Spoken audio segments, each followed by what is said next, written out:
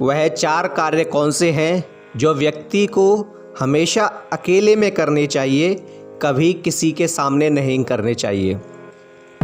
पुराणों में वर्णित वह 4 कार्य जिन्हें व्यक्ति अगर किसी के सामने करता है तो उस व्यक्ति के ऊपर संकट आते हैं, उसे आर्थिक परेशानियों का सामना करना पड़ता है और उसके आय के स्रोत समाप्त हो जाते हैं।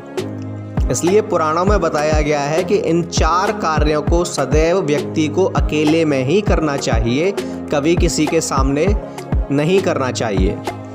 कौन से हैं वे कार्य? उन कार्यों को हम आपको विस्तार से बताएंगे। हेलो दोस्तों, मैं DRX संतोष सिंह अपने YouTube चैनल पर आप सभी लोगों का स्वागत करता हूं।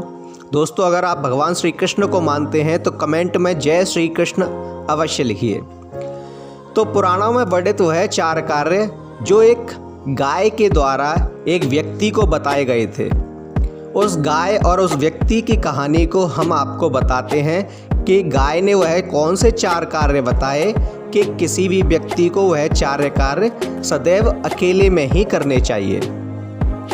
दोस्तों, किसी गांव में भोला नाम का एक व्यक्ति रहता था। वह नाम से भी भोला था और मन का भी भोला था। वह अत्यंत ही निर्धन व्यक्ति था।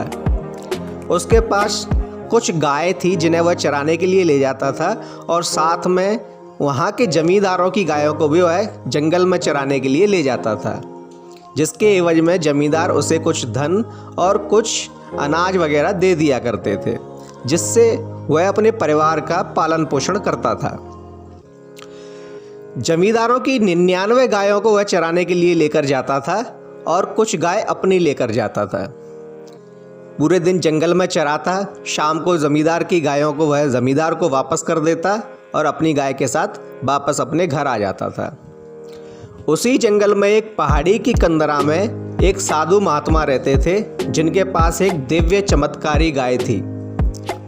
वह गाय क्या करती, जब भोला अपनी गायों को लेकर जाता जंगल में तो उसकी गायों के झुंड में मिल जाती, पूरे दिन उनके साथ रहती, चरती, और संध्या के समय जब भोला उन गायों को लेकर वापस जाता था तो चुपचाप से अपना अलग रास्ता पकड़ के वापस साधु महाराज की यहाँ गुफा में पहुंच जाती थी। कुछ समय ऐसे ही चलता रहा। भोला को कुछ भी पता नहीं चला। एक बार सभी गायों को संभालते हुए भोला ने उन गायों की गिनती की तो उसने पाया कि उसकी गाय के अलावा 100 गाय और हैं। भोला ने सोचा कि जमींदार की तो मैं सिर्फ 99 गाय चराता हूँ, यह एक गाय जमींदार चुपके से दे देते हैं और इनका पैसा नहीं देते। ऐसा कह के उसने शाम को जमींदार के यहाँ जाके जमींदार से बोला कि आप मुझसे 100 गाय चरवाते हो जबकि एक गाय का पैसा नहीं देते। जमींदार बोला कि भोला, तू तेरा गणित कुछ कमज़ोर है, जरा हमारी गाय गिन। भोला ने जब वापस उन गायों को गिना तो वह 99 गाय थी। भोला को लगा शायद उससे कुछ गलती हुई है। अगले दिन जब वह चराने के लिए गायों को लेकर गया तो वह साधु महाराज की गाय चुपके से उन गायों में फिर मिल गई और पूरे दिन चरने लगी। जब दिन में भोला ने वापस उनकी गिनती की तो वह फिर 100 बैठी। अब भोला को समझ में आया कि जरूर कोई न कोई गाय ऐसी है जो रास्ते में उन गायों के झुंडों में मिल जाती है और शाम को अलग हो जाती है। पता करना चाहिए। ऐसा सोचकर अगले दिन भोला अपने एक दोस्त को अपने साथ ले गया कि तुम जंगल से इन गायों को वापस ले आना, संध्या के समय मुझे कहीं जाना है। ऐसा कह के वह अपने दोस्त को अपने साथ ले गया। संध्या के समय उसका दोस्त उन गायों को लेकर वापस जाने लगा और भोला वहीं झाड़ियों में छुपकर बैठ गया। कुछ देर बाद जब गाय आगे जाने लगी तो उसने देखा कि एक गाय उन गायों के झुंड से निकलकर अलग ही रास्ते पे जा रही है। भोला ने उस गाय का पीछा किया। चलते चलते वह गाय एक गुफा में घुसी। भोला भी उसके पीछे घुसा। फिर वह गाय एक साधु महात्मा के पास जाकर रुक गई जो तपस्या में लीन थे। गाय के वहाँ खड़े होते ही महात्मा जी ने अपनी आंखें खोली और गाय को बांधकर उसका दूध दोहने लगे। दूध दुह के वे अपने भोजन का प्रबंध करने लगे। तभी गाय ने गोबर किया जो सोने का गोबर था। महात्मा जी ने उस गोबर को समेटा और अपने धन संग्रह के स्थान पर रख दिया। फिर थोड़ी देर बाद जब महात्मा जी वहाँ से चले गए तो भोला उस गाय के पास पहुंचा और बोला कि माता, आप मेरी गायों में चरती हो तो मुझे आशीर्वाद दीजिए कि मेरे साथ भी कुछ अच्छा हो, क्योंकि मैं एक निर्धन व्यक्ति हूँ और बड़ी मुश्किल से अपने परिवार का पालन पोषण करता हूँ। गाय ने बोला कि भोला, तुम सत्य कह रहे हो, मैं तुम्हारी ही गायों के साथ चरती हूँ, मैंने तुम्हें देखा है। तुम अपनी गायों को बड़े ही प्यार से रखते हो, कभी उन्हें मारते या धुतकारते नहीं हो। इसलिए बोला, मैं अभी गोबर करूँगी, तुम उस गोबर को अपने साथ ले जाना। मैं एक चमत्कारी गाय हूँ, मैं सोने का गोबर करती हूँ। तुम उस गोबर को ले जाना, उससे तुम्हारी गरीबी खत्म होने लगेगी। मैं रोज़ तुम्हारी गायों में चरने के लिए आऊँगी और तुम्हें गोबर दे के जाया करूँगी। ऐसा कह के गाय ने गोबर किया तो भोला उस गोबर को ले गया। वह सोने का गोबर था। फिर रोज़ वह गाय भोला की गायों में सम्मिलित हो जाती और दिन में थोड़ा सा गोबर भोला को देकर चली जाती। इससे भोला के दिन बदलने लगे। वह बहुत अमीर हो गया। उसने गाय चराना भी बंद कर दिया। यह देख के उसके पड़ोसी जलने लगे कि यह भोला तो दिन प्रतिदिन अमीर होता जा रहा है, पता नहीं इसके हाथ क्या खजाना लग गया है। वे भोला पे नज़र रखने लगे। वह गाय भी रोज़ रात्रि के समय चुपचाप भोला के घर पे आती और भोला को थोड़ा सा गोबर दे के चली जाती। वह गोबर सोने का होता। भोला के तो पैर ही ज़मीन में नहीं टिकने लगे थे। धन का बहुत घमंड हो गया था उसे। अब वह किसी से सीधे मुंह बात भी नहीं करता था। एक दिन उसने अपने इस रहस्य को अपनी पत्नी को बता दिया कि एक गाय आती है और वह सोने का गोबर हमें देकर चली जाती है। जब ये बताया तो उस गाय को भी पता चल गया और उस गाय ने वहाँ आना बंद कर दिया। धीरे धीरे भोला का पैसा खर्च होने लगा। आमदनी बंद हो गई और पैसा खर्च होते होते भोला फिर से निर्धन हो गया। इतना निर्धन हो गया कि उसके खाने के भी लाले पड़ गए। तब भोला वापस उन गाय माता के पास उस कंदरा में पहुंचा और उनके पैर पकड़ लिए कि माँ, कैसे भी करके मेरी गरीबी को दोबारा से दूर करो। गाय बोली कि भोला, ये तेरी ही करनी का फल है कि तू फिर से निर्धन हो गया। जब तेरे पास धन आया तो तू किसी को कुछ समझता ही नहीं था। तूने उसकी परवाह करना बंद कर दिया।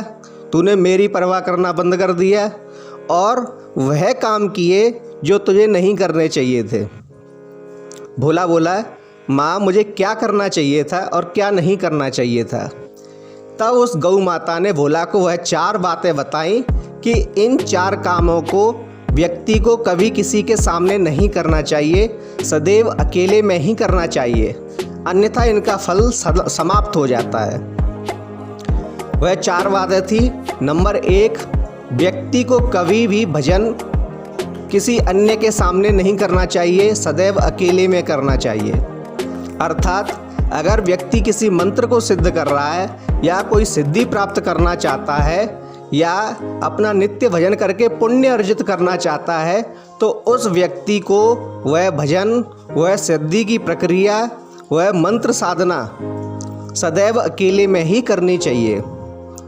अगर वह इसके बारे में किसी को बताता है या किसी के सामने करता है तो उसका पुण्य फल समाप्त हो जाएगा।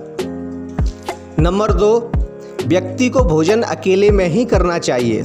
अर्थात पारिवारिक सदस्यों को छोड़कर व्यक्ति को भोजन सदैव अकेले में ही छुपकर या पर्दा गिराकर करना चाहिए। क्यों? अगर व्यक्ति सभी के सामने भोजन करता है, नित्य प्रति भोजन करता है, तो इसे माता अन्नपूर्णा का अपमान समझा जाता है। और अगर माता अन्नपूर्णा का अपमान होता है तो अन्नपूर्णा रुष्ट होकर वहाँ से चली जाती हैं और व्यक्ति निर्धन हो जाता है, उसके खाने के लाले पड़ जाते हैं। नंबर 3, व्यक्ति को अपनी पति या पत्नी दोनों जब विश्राम करें तो वह एकांत में होना चाहिए, कभी किसी के सामने नहीं होना चाहिए। अगर व्यक्ति अन्य लोगों के सामने पत्नी के साथ विश्राम करता है तो उसकी अकाल मृत्यु बढ़ जाती है। यह उसकी अकाल मृत्यु का कारण हो सकता है अगर पति अपनी पत्नी के साथ अन्य लोगों के सामने विश्राम करता है। नंबर 4, व्यक्ति को अपनी आय और अपनी आय का स्रोत कभी किसी को नहीं बताना चाहिए। अगर व्यक्ति अपनी आय का स्रोत और अपनी आय किसी व्यक्ति को बताता है, अन्य व्यक्ति को बताता है, छुपाता नहीं है, तो उस व्यक्ति के आय के स्रोत और आय दोनों ही धीरे धीरे घटने लगते हैं और एक दिन समाप्त हो जाते हैं। फिर उस व्यक्ति को गरीबी कभी छोड़कर नहीं जाती, वह व्यक्ति निर्धन हो जाता है। इसलिए कभी भी किसी को अपनी आय का स्रोत और अपनी आय नहीं बतानी चाहिए। गौ माता बोली कि भोला, इन 4 बातों को गांठ बांध लो। यह 4 बातें व्यक्ति को सदैव अकेले में ही करनी चाहिए, कभी इनके बारे में किसी को नहीं बताना चाहिए। ऐसा कहकर गौ माता का आशीर्वाद लेकर भोला अपने गांव में वापस चला गया। फिर गौ माता उसके पास फिर से रोज आने लगी। रोज रात्रि में चुपचाप आती, चुपचाप भोला को गोबर देती और उस स्वर्णिम गोबर को लेकर भोला फिर से अमीर होने लगा। उसके बाद भोला ने इन 4 बातों को गांठ बांध लिया। इन 4 कार्यों को वह कभी किसी के सामने नहीं करता था। तो दोस्तों, आपको हमारी यह कथा कैसी लगी, यह हमें कमेंट में बताएं। साथ ही कमेंट में जय श्री कृष्ण अवश्य लिखिए। हमारे वीडियो को लाइक कीजिए, शेयर कीजिए, सब्सक्राइब कीजिए। धन्यवाद।